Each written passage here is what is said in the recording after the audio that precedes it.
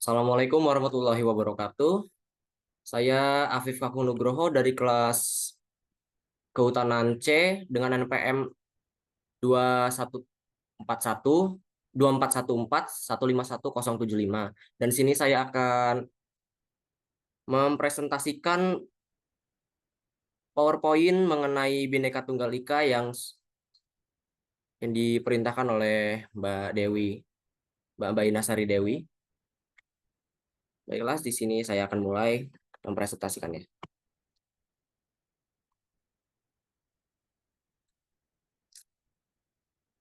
Pertama adalah Bhinneka Tunggal Ika.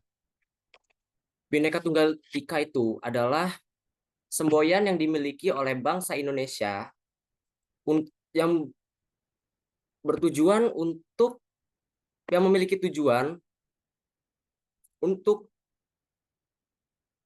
mempersatukan keragaman seperti suku, agama, adat, dan ras yang ada di Indonesia. Bhinneka Tunggal Ika itu sendiri adalah semboyan yang memiliki arti berbeda-beda tetapi tetap satu. Sebelum memasuki itu, pertama-tama kita harus mengetahui bahwa siapakah siapakah itu Indonesia. Indonesia itu adalah negara yang kita tempati saat ini yang memiliki banyak sekali keragaman agama, ras, suku, dan adat budayanya yang memiliki ciri keragamannya sendiri yang khas pada setiap tempat di Indonesia. Indonesia sendiri merupakan bangsa yang memiliki beragam agama. Terdapat 6 agama yang diakui di Indonesia, yaitu pertama adalah agama Islam, Kristen, Katolik, Hindu, Buddha, dan Konghucu. Indonesia merupakan negara yang memiliki mayoritas agama Islam, yaitu sebesar 87,08%. Diikuti dengan Kristen, Protestan sebesar 7,4%, Katolik 3,07%, Hindu 1,68%, Buddha 0,71%, dan Konghucu 0,03%. Kenapa Konghucu memiliki penganut yang masih sedikit di Indonesia? Karena Konghucu ini masih termasuk agama yang baru diakui di Indonesia. Negara Indonesia itu adalah negara yang kaya. Indonesia sendiri memiliki keragaman bahasa daerah, yaitu sebesar 720 bahasa daerah, berdasarkan data dari Pusat Bahasa Depdiknas. Dan yang kedua, Indonesia memiliki beragam adat dan budaya, kekayaan alam yang melimpah, tingkat keanekaragaman hayati, dan hutan tropis tertinggi kedua di dunia setelah Brazil, sebanyak 10% tanaman berbunga, 12% mamalia, 16% reptil, 17% burung, 18% terumbu karang, dan 25% hewan laut yang dikenal di dunia terdapat di Indonesia. Indonesia juga memiliki cadangan gas alam terbesar di Blok Cepu dan Blok Natuna. Dan yang terakhir, Indonesia itu adalah negara yang memiliki wilayah perairan dan laut terluas. Indonesia itu adalah negara yang memiliki sesuatu yang khas. Di antara sesuatu yang khas itu ada seni musik tradisional, tarian tradisional, upacara adat, dan objek wisata alam. Hal-hal ini sudah dikenal oleh dunia sehingga menjadi hal yang sangat khas dan melekat di nama Indonesia. Seperti yang sudah dijelaskan tadi, Bhinneka Tunggal Ika adalah semboyan yang dimiliki Indonesia yang memiliki tujuan untuk menyatukan keanekaragaman suku, agama, dan ras yang ada di Indonesia. Bhinneka Tunggal Ika sendiri memiliki arti berbeda-beda tetapi tetap satu. Bhinneka Tunggal Ika memiliki filosofi yang lumayan panjang. Pada zaman dahulu, Bhinneka Tunggal Ika ini adalah semboyan yang sudah digunakan pada zaman Majapahit. Bhinneka Tunggal Ika terdiri dari kata bineka yang berarti beraneka ragam atau berbeda-beda. Kata yang terdiri dari kata neka yang atau aneka yang dalam bahasa Sangsekerta berarti macam. Diikuti oleh kata tunggal yang berarti satu dan kata ika yang berarti itu. Jadi Bhinneka Tunggal Ika sendiri memiliki makna yang berarti meskipun berbeda-beda tetapi hakikatnya bangsa Indonesia tetap adalah satu kesatuan. Bhinneka Tunggal Ika sendiri sudah digunakan menjadi semboyan oleh Empu Tantular.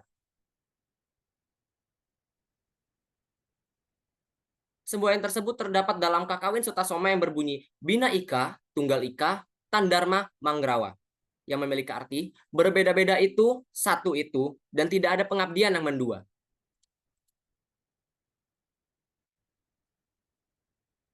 Secara singkat, Bhinneka Tunggal Ika sendiri memiliki sejarah yang pada awalnya merupakan semboyan yang cukup panjang untuk disebutkan, yaitu Bina Ika Tunggal Ika Tanhana Dharma Manggrawa, yang memiliki arti berbeda-beda itu, satu itu, dan tidak ada pengabdian yang mendua. Semboyan ini mulai digunakan untuk mengantisipasi keanekaragaman agama dan adat yang dipeluk oleh masyarakat Majapahit yang pada saat itu memiliki agama dan adat budaya yang berbeda-beda. Tetapi dengan adanya semboyan ini, mereka tetap menjadi satu kesatuan sehingga tidak terpecah belah. Bagi Indonesia sendiri, apa sih kegunaan Bhinneka Tunggal Ika itu? Apa sih tujuan Bhinneka Tunggal Ika itu sebagai semboyan bagi Indonesia? Bhinneka Tunggal Ika sendiri itu merupakan semboyan yang cukup penting. Karena Indonesia itu terdiri dari berbagai suku bangsa, ras, kebudayaan, dan antar golongan. Sehingga tujuan dari Bhinneka Tunggal Ika sendiri dijadikan semboyan agar berfungsi sebagai dasar persatuan dan kesatuan yang ada di Indonesia.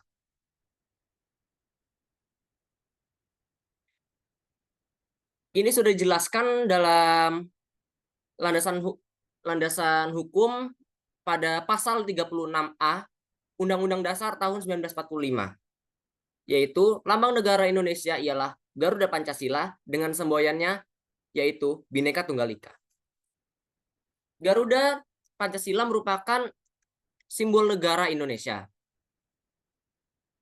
yang memiliki bentuk berupa burung Garuda yang membawa perisai dan mencengkram tulisan Bhinneka Tunggal Ika. Garuda Pancasila sendiri memiliki arti sebagai lambang negara, yaitu berupa perisai yang berisi lambang-lambang yang mewakili isi dari kelima sila dari Pancasila, yaitu ketuhanan yang Maha Esa, kemanusiaan yang adil dan beradab, persatuan Indonesia, dan kerakyatan yang dipimpin oleh hikmat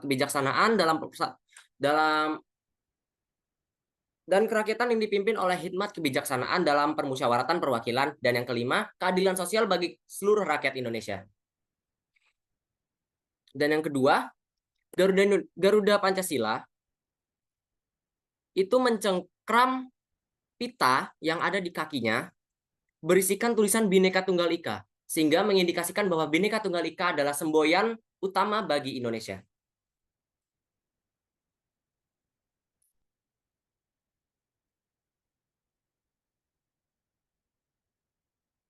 Fungsi Bhinneka Tunggal Ika itu sendiri, jika dijabarkan itu bisa menjadi 4 poin, yaitu fungsi Bhinneka Tunggal Ika agar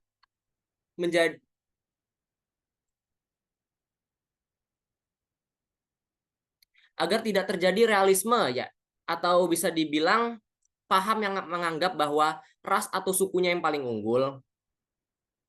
Bisa juga berfungsi sebagai alat untuk menghindari diskriminasi antar masyarakat Indonesia. Dan yang ketiga, bisa menjadi landasan pola pikir agar masyarakat Indonesia dapat terbina melalui sikap saling menghormati antar masyarakat Indonesia. Namun Bhinneka Tunggal Ika itu sendiri saat ini sudah mulai luntur nilainya karena ulah dari bangsanya itu sendiri, yaitu bangsa Indonesia.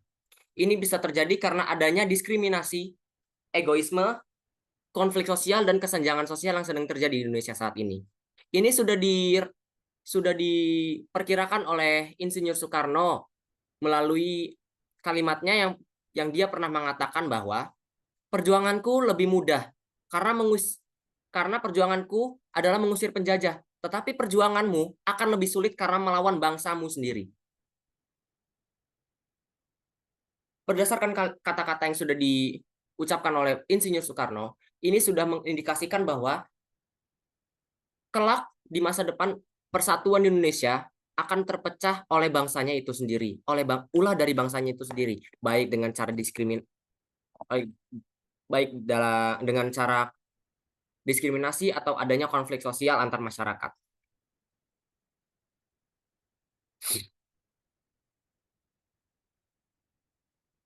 Bhinneka Tunggal Ika memiliki arti yaitu berbeda-beda tetapi tetap satu. Apa sih arti satu dalam Bhinneka Tunggal Ika itu sendiri? Arti satu dalam Bhinneka Tunggal Ika itu bukan berarti seragam. Secara harfiah bukan berarti seragam. Tetapi arti satu dalam Bhinneka Tunggal Ika sendiri memiliki dua arti. Memiliki dua arti, yaitu arti dalam ideologi, yaitu arti dalam ideologi. Ideologi sendiri adalah landasan pikiran masyarakat dari suatu negara, sehingga masyarakat dari suatu negara tersebut dapat mengikuti landasan ideologi tersebut. Arti satu dalam ideologi itu bisa mengarah kepada Pancasila, yang dimana Pancasila tersebut merupakan dasar hukum Indonesia, yang dimana memiliki isi yang penting dan memiliki nilai-nilai penting yang patut dicontoh yang bukan patut tapi wajib untuk dicontoh oleh seluruh masyarakat Indonesia, yaitu ketuhanan yang Maha Esa.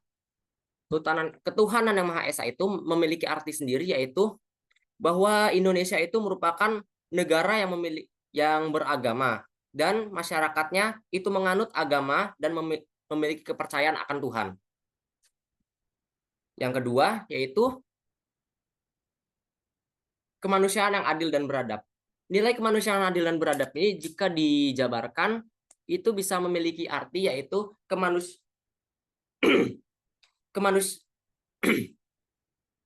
itu kondisi masyarakat Indonesia yang menjunjung tinggi nilai adab dan keadilan. Dan yang ketiga yaitu persatuan Indonesia. Persatuan Indonesia merupakan sila ketiga yang memiliki arti bahwa Indonesia itu adalah bangsa yang satu, meskipun memiliki keanekaragaman suku, agama, dan lain sebagainya, tetapi Indonesia itu merupakan bangsa yang satu dan tidak bisa terpecah belah. Untuk nilai Pancasila yang keempat, yaitu kerakyatan yang dipimpin oleh hikmat kebijaksanaan dalam permusyawaratan perwakilan.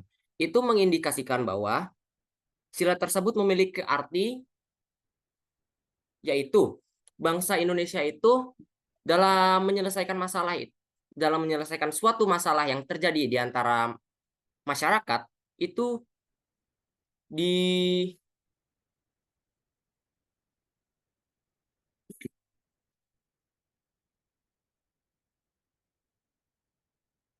mereka lebih menjunjung tinggi yaitu nilai kebersamaan dari persatuan. Ini menurun menjadi permusyawaratan perwakilan. Itu berarti bahwa untuk menyelesaikan suatu masalah, masyarakat Indonesia itu akan mengambil jalur yaitu diselesaikan secara bersama-sama melalui musyawarah.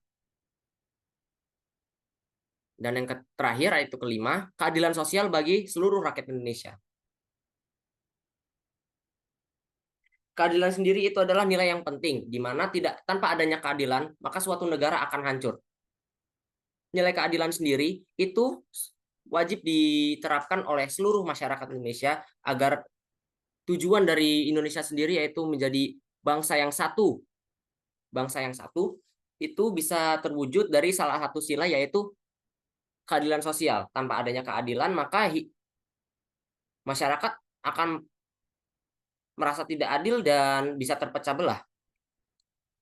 Pada arti kedua, pada arti kedua, yaitu artis dalam mencapai tujuan.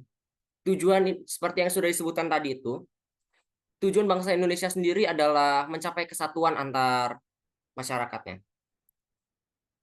Dengan adanya Bhinneka Tunggal Ika ini sebagai semboyan, kata satu itu merupakan arti yang sangat penting untuk mencapai tujuan mereka, yaitu mencapai persatuan. Sehingga dengan adanya Bhinneka Tunggal Ika ini, bisa masyarakat Indonesia dapat memiliki sebuah semboyan yang bisa menjadi api semangat bagi mereka dalam mencapai tujuan, yaitu persatuan, sehingga dapat membentuk negara kesatuan Republik Indonesia. Namun, Indonesia sendiri sudah memiliki ancaman yang sangat besar.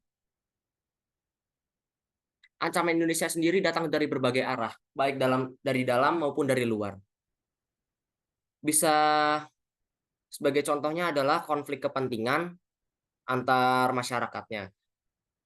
Konflik kepentingan sendiri itu adalah konflik yang bisa terjadi dalam masyarakat maupun dari luar, di mana suatu masyarakat memiliki kepentingan yang berbeda-beda dan bisa menjadi sebuah tujuan yang saling bertentangan sehingga dapat menjadi cikal bakal terjadinya konflik. Dan yang kedua, itu bisa berupa ancaman dari perbedaan cara pandang dan berpendapat. Suatu pendapat dari masyarakat, suatu pendapat dari seseorang itu sangat penting dan cara pandang mereka juga pasti berbeda-beda. Pendapat seseorang itu bisa berbeda-beda sehingga dapat menyebabkan konflik. Begitupun dengan cara pandang. Dan yang ketiga itu bisa berasal dari diskriminasi. Diskriminasi itu bisa berasal dari tidak hanya dari dalam, tapi dari luar. Untuk contohnya dari dalam, itu karena Indonesia memiliki keanekaragaman adat. Sehingga ancaman diskriminasi ini bisa berasal dari beberapa masyarakatnya yang menganggap bahwa adat yang mereka miliki atau suku yang mereka miliki itu adalah suku yang paling unggul, sehingga dapat mendiskriminasi suku-suku yang mereka anggap lebih rendah di bawah dari mereka. Untuk ancaman dari luar itu bisa dijadikan contoh seperti perang ideologi. Perang ideologi itu bisa terjadi karena ideologi Indonesia sendiri adalah ideologi Pancasila, yaitu ideologi persatuan. Secara singkat dijelaskan bahwa Pancasila itu adalah ideologi persatuan dan keadilan yang dilandaskan sebagai negara hukum. Perang ideologi sendiri sudah pernah terjadi pada era Orde Lama, yaitu ketika terjadinya tragedi gerakan 30 September yang dilakukan oleh Partai Komunis Indonesia. Itu bisa terjadi karena adanya perang ideologi, di mana ideologi Indonesia saat itu adalah ideologi Pancasila. Namun, ideologi ini bisa bertentangan karena ada satu partai yaitu PKI yang memiliki ideologi komunisme, yang dimana ideologi tersebut berasal dari Uni Soviet atau saat ini menjadi Rusia. Kedua ideologi itu akhirnya bertentangan dan terjadi konflik. Dan yang kelima itu ada ancaman Indonesia juga bisa terjadi dari kesenjangan sosial dan ekonomi, di mana kesenjangan sosial ini bisa menjadi salah satu ancaman terpecahnya Indonesia, karena kesenjangan sosial ini dapat menyebabkan diskriminasi antar masyarakatnya, yang dimana masyarakat kalangan atas atau masyarakat kalangan bawah itu bisa saling berkonflik, di mana masyarakat kalangan atas itu bisa menganggap bahwa masyarakat kalangan di bawah atau menengah atau masyarakat yang berada di bawahnya itu adalah masyarakat yang lemah. Lalu ancaman Indonesia juga bisa terjadi karena penyalahgunaan teknologi, di mana teknologi saat ini sudah semakin berkembang dengan adanya AI dan semakin mudahnya akses internet saat ini dapat menjadi salah satu ancaman yang cukup serius ya, karena data-data dari Indonesia ini cukup penting berupa data-data masyarakat, baik baik itu adalah data-data masyarakat atau data-data negara, itu bisa bisa bisa terancam karena adanya penyalahgunaan teknologi seperti adanya serangan hacker atau serangan cyber lainnya.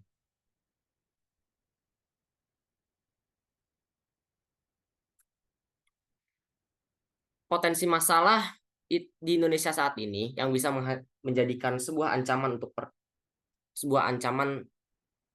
yang mengarah pada perpecahan di Indonesia itu bisa berasal dari konflik, kebijakan yang diskriminatif, hubungan eksploitatif antar masyarakat ataupun antar internasional, adanya ketidakadilan, stereotip negatif, perang antar negara, ataupun peretasan pembajakan data penting.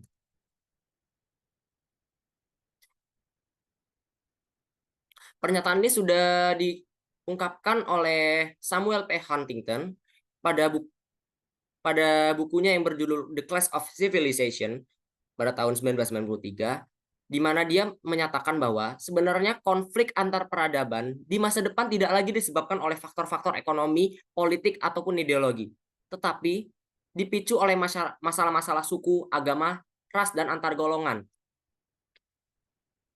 Ini dapat berarti bahwa ancaman yang terjadi saat ini itu bisa tidak hanya berasal dari luar, tapi juga berasal dari masyarakatnya itu sendiri, yaitu masyarakat yang memiliki perbedaan suku, agama, dan ras. Itu merasa bahwa mereka paling unggul dan mulai berpikir untuk menjatuhkan masyarakat yang memiliki perbedaan dari mereka. Ini bisa bukti pernyataan dari Samuel P. Huntington itu telah terjadi di Indonesia. Bahkan di luar juga sudah terjadi seperti perang antar etnis yang terjadi di Yugoslavia pada tahun 1991 sampai tahun 2001. Di Indonesia sendiri, konflik antar peradaban ini sudah terjadi baik pada tahun ini maupun tahun-tahun sebelumnya.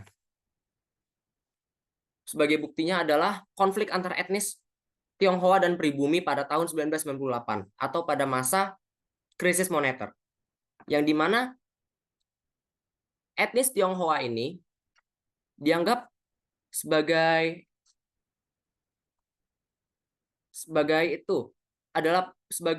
pendatang baru, yang dimana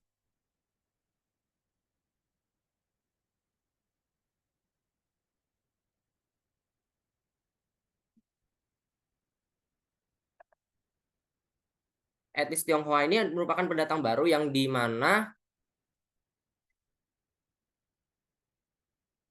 dianggap sebagai sebuah antek-antek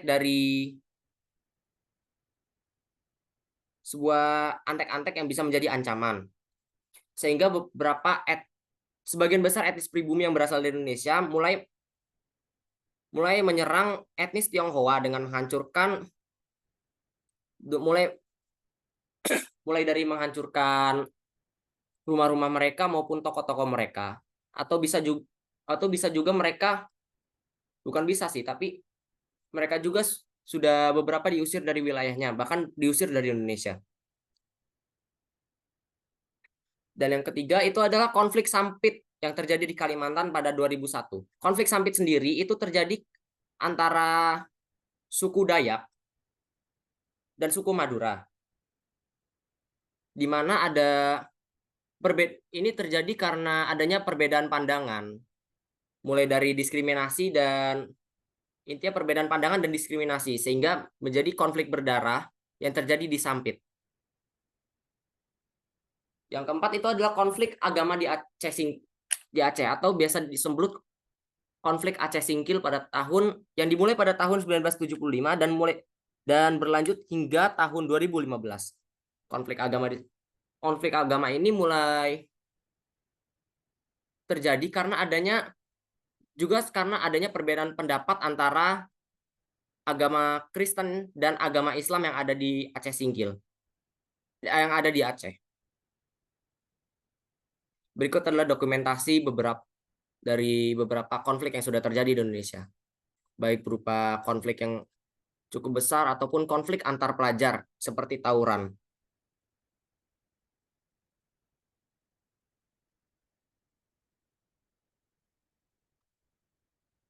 Konflik ini sendiri dapat diatasi dengan adanya pasal penanganan, yaitu yang tercantum pada peraturan Menteri Dalam Negeri atau Permendagri nomor 34 tahun 2006 yang berbunyi proses pelaksanaan kegiatan integrasi anggota masyarakat dari berbagai ras, suku, etnis melalui interaksi sosial dalam bidang bahasa, adat istiadat, seni budaya, pendidikan, dan perekonomian untuk mewujudkan kebangsaan Indonesia tanpa harus menghilangkan identitas ras, suku, dan etnis masing-masing dalam kerangka negara kesatuan. Selanjutnya, pasal penanganan ini juga terdapat pada Undang-Undang nomor 7 tahun 2012 yang terdapat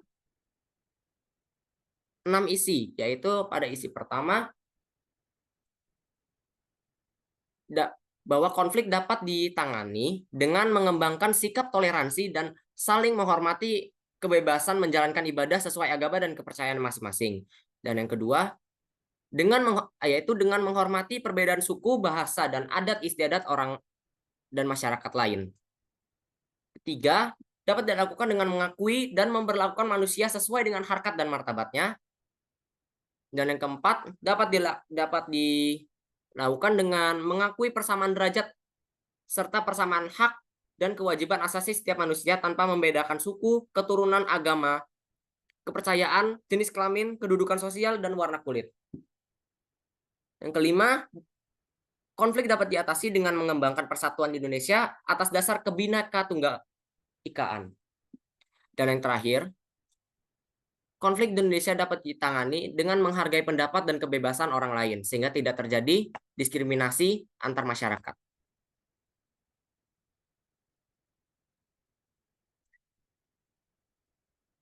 Sekian materi yang dapat saya sampaikan. Kurang lebihnya mohon maaf. Wassalamualaikum warahmatullahi wabarakatuh.